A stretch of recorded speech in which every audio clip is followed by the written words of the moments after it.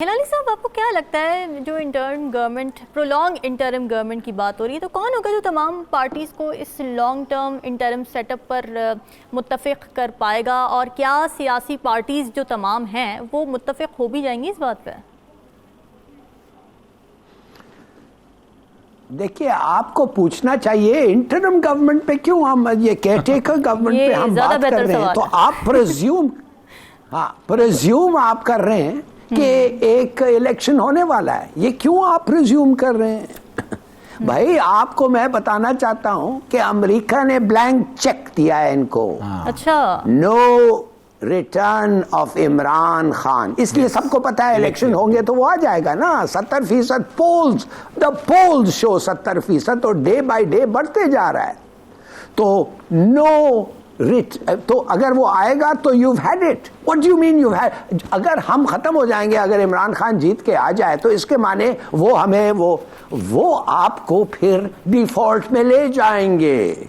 उनका हक है, उनके पैसे हैं, उनका इन्फ्लुएंस है, वो ले जाएंगे आपको डिफॉल्ट में। फिर क्या होगा? हर चीज बेचना पड़ेगा, एम्बेसीज छोड़े आपको, एयरलाइंस और सब चीज, और फिर भी काफी नहीं होगा। तो एक तो वो हो गया। आपका मेरा घर बच गया शायद, मेरा और आपका घर भी नहीं बचेगा। दूसरी बात नहीं, कुछ एक तो अमेरिका कह रहा है, दूसरा इमरान खान खुद कह रहा है, आज उसने कह दिया है, कहने लगा कि मुझे पता है किसको इलेक्शंस नहीं चाहिए। अच्छा, उसको भी पता चल गया। अब आपको मैं बताऊं, 6 और वीडियोस आ रहे हैं, और वो ऐसे वीडियोस हैं कि नाकाबिले बर्दाश्त हैं, बकौल, जो लोग, कुछ लोगों ने जो देखा हुआ है। और उसके बाद आपको नहीं पता है कि लोकल बॉडी इलेक्शन कैंसिल हो गए। क्यों कैंसिल हुए हैं? पूछिए तो सही। 6 क्यों? क्या? इसलिए कि वो लोकल काउंसिल यूनियन ज्यादा हो गए। अरे यार, 6 महीने पहले तो आपने उनको ठीक किया था, और अब वो कह रहे 6 महीने के बाद वो ज्यादा हो गए, इतने हो गए हैं कि इलेक्शन मुनासिब। What is this? कहने की बात ये है, देखिए 66% ऑफ आपके नुमाइंदे पार्लियामेंट के वो निकल गए हैं। 66%, 70% लोग, मैं कहता हूं 80% लोग इलेक्शन चाहते हैं। तो कब खुदा के लिए इनका कब आप सुनेंगे? कि आप अमेरिका के सुनेंगे, कि आप वीडियोस रिलीज करेंगे, कि आप क्या कहते हैं, ये लोकल बॉडीज इलेक्शंस और ऐसे जोक करते रहेंगे? खुदा के लिए आप क्या कर रहे हैं? तो इसलिए मैं कह रहा हूं, ये बड़ा सीरियस इमरजेंसी आप लगाएंगे, और with in Shabbar Zaidi emergency लगाएगा, और with in the emergency financial emergency होगा। अच्छा, उसका क्या मतलब है? बात असल ये है कि जी के वो कॉन्स्टिट्यूशन में फाइनेंशियल इमरजेंसी का कुछ जिक्र ही नहीं है। बिल्कुल। तो किसी को पता ही नहीं वो क्या होता है। तो इमरजेंसी और फिर फाइनेंशियल इमरजेंसी क्यों? कि इसलिए तुम झूठे वादे करके आते हो। क्यों? कि इसलिए कि तुम लोग इलेक्शन जीतने के लिए इलेक्शन के कुछ भी करोगे, sell the country down the drain. तो ये लोग, इनको खुदा के लिए हमारे लोगों को एक मौका दें बोलने के लिए, और अगर फिर इनको इलेक्ट कर रहे हैं तो बस ठीक है, तो इसके माने you deserve what you are getting. मगर अब सब लोग पूछते हैं कि क्या होगा, क्यों? ठीक है, सवाल ये होना चाहिए कि कब होगा, कैसे होगा। नाज़रीन, डिस्कशन का सिलसिला जारी है, वक्त हुआ एक ब्रेक का। Stay with us.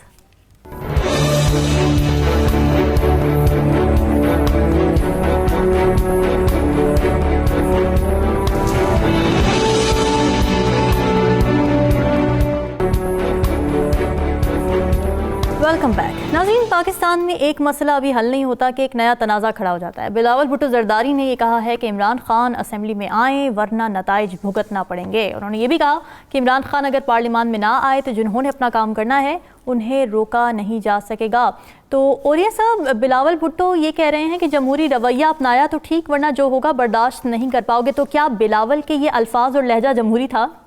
देखिए, पहली बात तो यह है कि बिलावल जो है ना, वो पीपल्स पार्टी की वो इस वक्त जो लाश है, मुर्दा लाश है ना, उसके अंदर जान भरने की आखिरी कोशिश कर रहा है। अच्छा, एतजाज़ आसन साहब ने आज ये बयान जो दिया है वो बड़ा देखने वाला है, बहुत पुराना उनके पॉलिटिशियन जुल्फ़िकार अली भुट्टो ने सबसे पहले जब उन्होंने CSS का इम्तिहान पास किया था, ही स्टूड फर्स्ट, तो उन्होंने उसको कहा था कि आप MPA का इलेक्शन लड़ें गुजरात से, और वहाँ से उनको उन्होंने बाकायदा वज़ीर कानून और फिर वज़ीर इंफॉर्मेशन लगाया था पंजाब का, वहाँ से MPA बन के आए थे। बहुत उन्होंने कहा है कि इस दफ़ा शायद एक भी सीट पीपल्स पार्टी पंजाब से ना ले सके। अच्छा, ठीक, सिंध के जो हाल है वो उसकी आखिरी उस सूरत हाल को बचाने के चक्कर में है।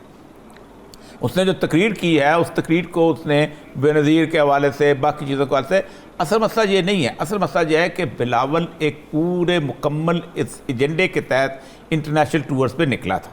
अच्छा, और पॉलिटिशियंस भी ये कह रहे हैं और इंटरनेशनल जो कि तजज़ियाकार है वो भी कह रहे हैं कि जिस तरह इसके वालिद जरदारी ने बेनज़ीर के ख़िलाफ़ एक पूरी कैंपेन के तहत अमेरिका में रह के उसके लिए अपने लिए रास्ता हमवार किया था, बिलावल भी इस तरह का रास्ता हमवार करने यहाँ आना चाहता है।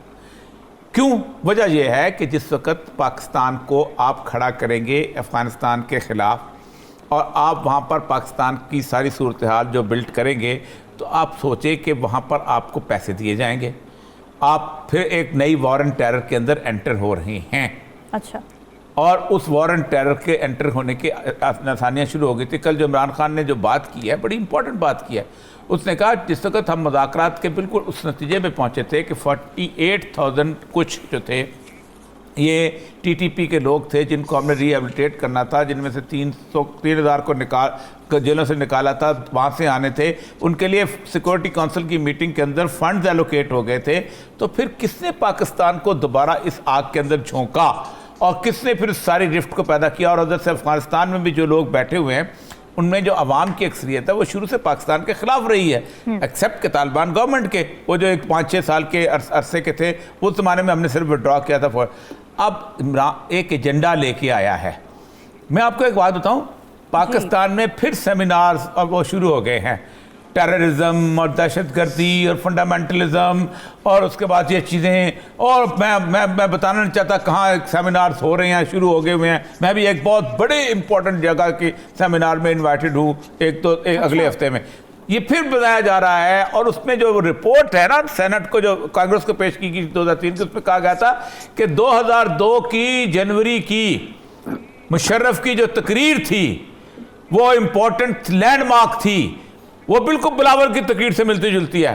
तकरीर निकालें, एक ऐसी सोसाइटी जो बड़ी पुरसुकून जा रही थी, उसमें मुशर्रफ ने कहा कि पाकिस्तान की सोसाइटी इनटॉलरेंट है, पाकिस्तान की सोसाइटी दहशतगर्द है, पाकिस्तान की सोसाइटी मुतस्सब है, पाकिस्तान की सोसाइटी के अंदर हम पालते हैं। तो इस वक्त बिलावल साहब वो पूरा एजेंडा लेके तशरीफ़ लाए हैं कि हम एक ऐसी जंग के अंदर दोबारा कूद जाएं।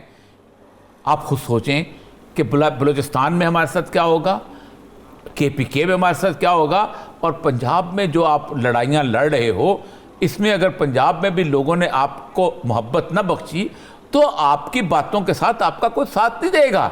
लेकिन उसके अंदर होगा ये कि अमेरिका जो है एक सुपरफिशियल की गवर्नमेंट, जैसे मिस्र में सीसी की गवर्नमेंट जो थी उसको उन्होंने इस्टेब्लिश किया। आपको पता है कि बाजवा साहब मिस्र गए थे? जी जी। मिस्र में क्या करने जाते हैं आप? मिस्र में ट्रेनिंग लेके जाते हैं, लाने जाते हैं कि कैसे उन्होंने कंट्रोल किया था मुर्सी को। अच्छा, कैसे वो अफ़गान मुस्लिमों को तबाह करते हैं। क्या है मिस्र में आपका तल्लुक? कोई आपकी ट्रेड एग्रीमेंट है मिस्र के साथ? मिस्र में सिर्फ यही है कि एक ऑटोक्रेटिक अवाम के मुखालिफ गवर्नमेंट कैसे इस्टेब्लिश की जा सकती है और कैसे ताकत के साथ लोगों को कुचला जा सकता है। ठीक है हिलाली साहब, आपको क्या लगता है बिलावल भुट्टो का क्या एजेंडा है और बिलावल भुट्टो का इशारा किस तरफ है? वो कौन है जो इमरान खान का बंदोबस्त करने जा रहा है जिसको बिलावल भुट्टो रोक नहीं सकेंगे, और क्या इमरान खान को पार्लियामेंट में वापस बुलाने का ये सही तरीका है? पहली बात तो मैं आपको बता दूं कि मेरा जो टेक है, मेरा जो असेसमेंट है, ये बिल्कुल मुख्तलिफ है और या साहब से रिगार्डिंग द तालिबान। और ये मैं आपको सिर्फ ये कह सकता हूं कि हमने जब उनके साथ इस वक्त निगोशिएट किया था, हमने उनको क्या नहीं ऑफर किया था। हमारे 2 शर्तें थे, हथियार मत लाओ और वापस आ जाओ। हथियार मत लाओ, डोंट ब्रिंग योर वेपन्स, और आ जाओ। और जो पाकिस्तान है वो तुम्हारा भी है, हमारा भी है। ये क्या बड़ी ये गलत बात थी? नहीं, ये बड़ा अच्छा ऑफर था। और अगर ये ऑफर पे अगर हमने इस ऑफर को तोड़ा, माने कि हमने अपना वादा पूरा नहीं किया, तो बताएं, अवाम को बताएं। इसलिए कि मैं को कोई स्पेशल नॉलेज नहीं है। अवाम को कहा गया है कि हमने उनको ऑफर किया है, तहरीक तालिबान को। उन्होंने हमारे साथ जो किया है, अगर वो भूल जाएं, चलिए भूल जाएं जो उन्होंने किया है और हमने जो भी किया है बकौल उनके। Although as a state policy हमारा कभी नहीं रहा है कि बच्चों को मारो और जाके स्कूलों को बम करो।